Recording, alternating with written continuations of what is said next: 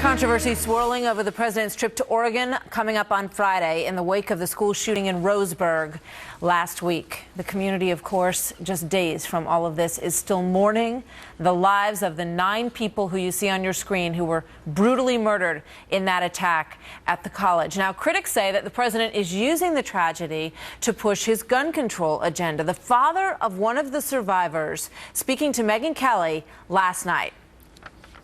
When the president comes on Friday, will you visit? If he wants to visit with family members, will you see him?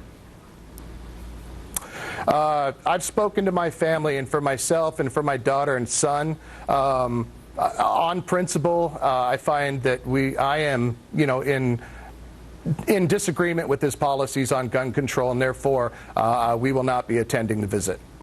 Joined now by Alan Colmes, host of The Alan Colmes Show and a Fox News contributor, and Brad Blakeman, former deputy assistant to President George W. Bush. He has every right to do that, Alan, does he not? Sure, absolutely. The president also has a right to go and address the community. You know, he's criticized when he didn't go to Paris, criticized when he didn't go to Ferguson. Now he's being criticized for going to Roseburg. He needs to do what he needs to do and not listen to the critics. What does he want to do, though, they can criticize him all they want. What does he want to accomplish? Well, I think he wants to show support. I think he wants to also probably, and he did say, this is a political issue.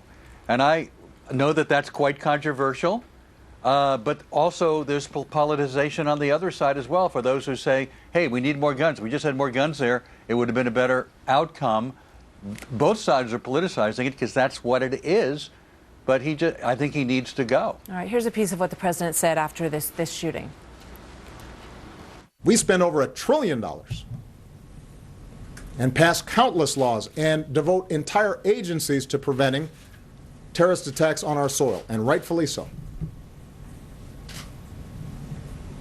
And yet, we have a Congress that explicitly blocks us from even collecting data on how we could potentially reduce gun deaths. How can that be? So the president, Brad, wants more money, more attention, more laws, and he seems to believe that that would prevent these kinds of atrocities from happening in the future. Your thoughts?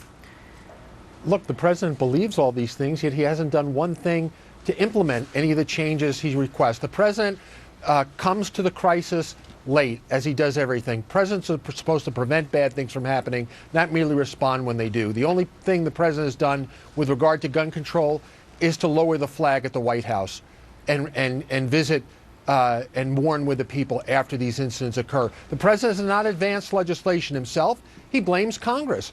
The president certainly has the ability and the bully pulpit to raise these issues to a whole different level, calling in the leaders of Congress. He's never done that.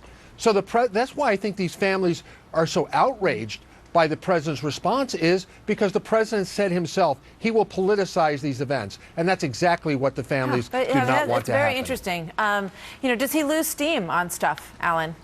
He is standing up and using the bully pulpit. He is not a legislator. And in fact, if he were to use executive action, which he's now talking about doing, and do something about gun control, Brad and people who agree with him would now criticize him for doing something using his executive powers. He can't win with certain people who will never like anything he does. I hope he does what he can do within the power of his office to address the issue. What I'm so struck by is, when you start to look into this shooter's life and you learn about him and you learn about his mother, and apparently he had some kind of developmental disorder. He and his mother had a lot of guns. They talked about guns, wrote about guns online a lot. And everyone talks about mental health, but nobody has the guts to stand up and say, okay, where do we draw the line? What person, what in someone's background makes them ineligible to get a gun? Because there's nothing that we've learned so far in any of these new laws that some people want to see on the books that would have stopped this situation. And it makes everybody feel better if you pass some new laws and they have a big signing ceremony at the White House, but it doesn't necessarily change the underlying situation that leads to this being possible to happen. I don't think you're going to have a law that one law or two laws or three laws to stop any one particular situation. We have so many laws already. What law? We have so many laws already, Alan. Specific things we can do. Close the loophole on buying lens on the internet. Close the loophole on gun shows. No one thing necessarily will stop, but you will bring down the statistics. We've had 14 or 15 of these incidents since Barack Obama's been president, and Ben Carson says, well, he shouldn't go to this one, he'll go to the next one. The notion that there should even be a next one is something we should address.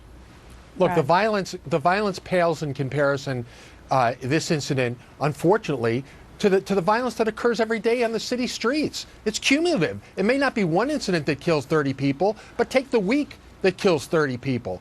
So, look, it's the instrumentality of a gun. If it's not a gun, it's a knife. If it's not a knife, it's a bomb. You can't the fact compare is, knives and bombs to guns. Martha is right. We've had mass murders. There's certain amounts of violence that you cannot legislate. But what we need to do as a united nation is to understand what laws can be effective. I mean, there are so many similarities between this individual and Adam Lanza and his own mother, who he killed.